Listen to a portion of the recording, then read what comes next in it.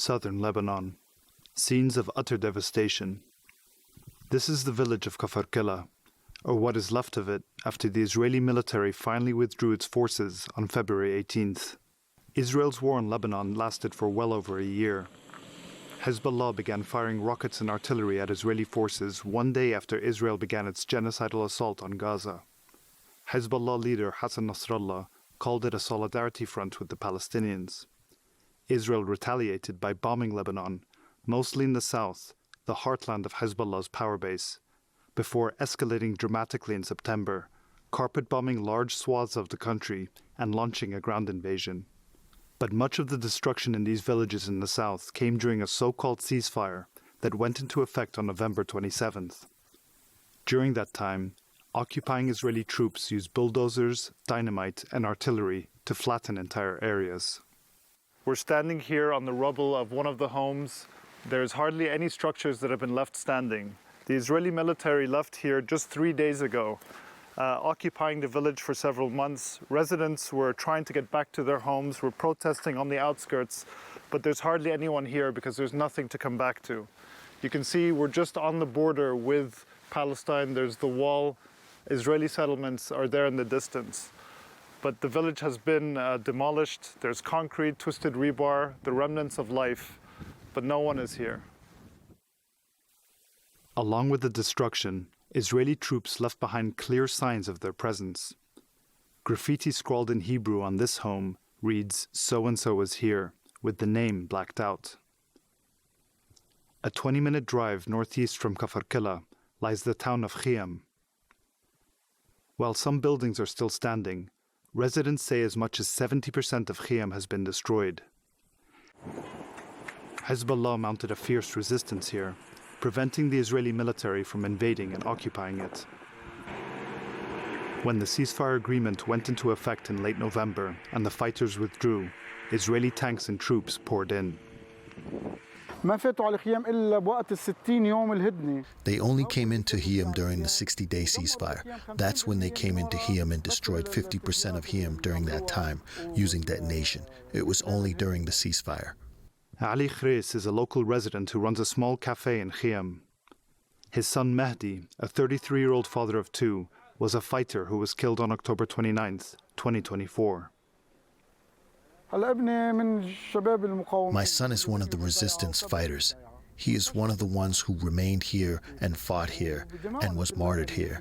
And it was through their blood that we returned to our town. They decided that we wouldn't return to our lands, but we did return through the blood of our martyrs who sacrificed for us. Now the town is empty, but we are trying as much as we can. We will return to our lands for sure.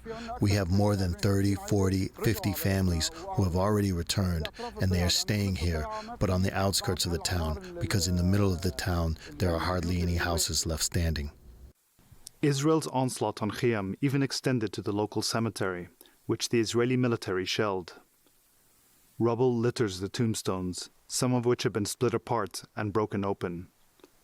Among the graves damaged is that of Assam Abdullah, the 37-year-old journalist working for Reuters, who was killed by Israeli tank fire in a targeted attack on October 13, 2023. The white headstone bearing an image of his face was broken nearly in half. Since November, Israel has violated the ceasefire in Lebanon hundreds of times. While we were in the southern village of Hula, the Israeli military attacked a civilian car on the outskirts of town, setting it on fire, with black smoke visible on an adjacent hilltop. We also met Hula native Ibrahim Yassin as he was placing a picture of his martyred son on the rubble. This point where I'm standing exactly is where my son was martyred. My son, the martyr, is Muhammad Ibrahim Yassin. And it was here that he was killed. And if it wasn't for this pure blood, this country would not have been liberated. The enemy is still in 5 locations. Sooner or later, they will withdraw whether they want to or not, as long as there are men who will fight. Like many thousands of others from the south, Ibrahim was traveling to Beirut to attend the funeral of former Hezbollah leader Hassan Nasrallah.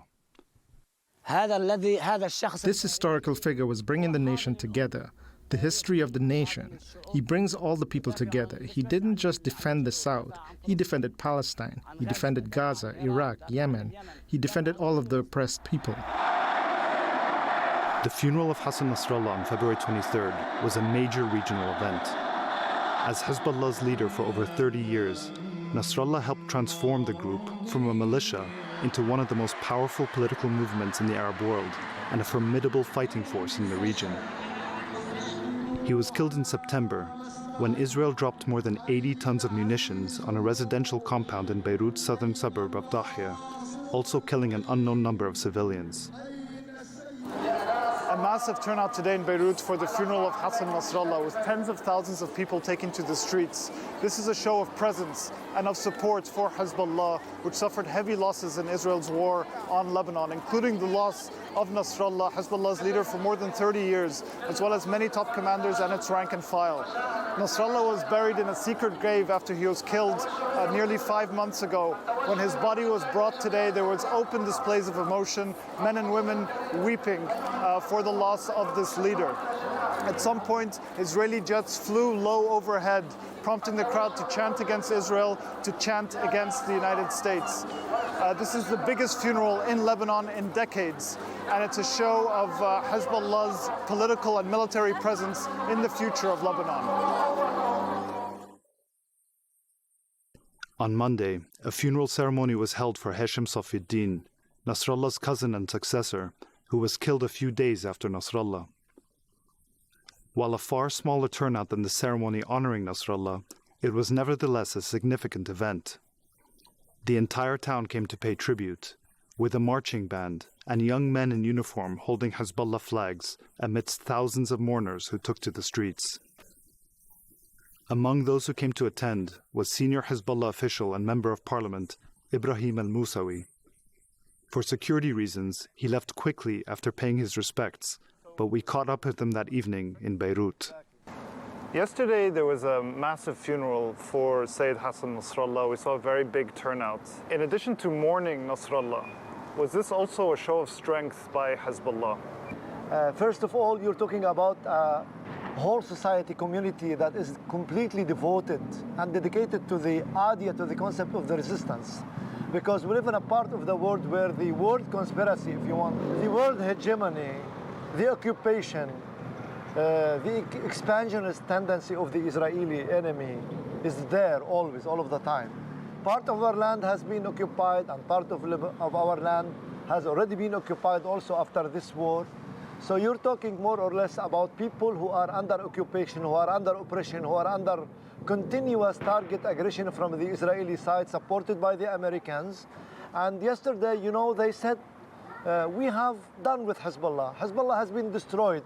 To their shock and to their surprise, you're talking about one of the unprecedented rallies in the history of Lebanon and maybe in the region. If you take it proportionally, you will see that when you have more than 1 million people marching into the streets to mourn their leader, to send a message of strength, a message of solidarity, a message of assistance, a message of support, a message of belief, a message of loyalty, a message of faithfulness to the resistance, then this tells you who has been the loser, actually. The Trump administration has said that Hezbollah being a part of the Lebanese government is a red line. What's your response to that? Look, when we talk about democracy, we talk about the free choices of the people. We are constituency, we are part and bulk of this community. When you believe in democracy, is it like decontextualized democracy, democracy here, not democracy there? I mean, who is Trump to dictate his policies upon us? Who has given him the right to say what's right and what's wrong? Who has given him the right to say what are the red lines and what are the green lines? It's a red line for Trump and for all of the dictators and the hegemons of the world to dictate their policies upon us or upon any free, independent society.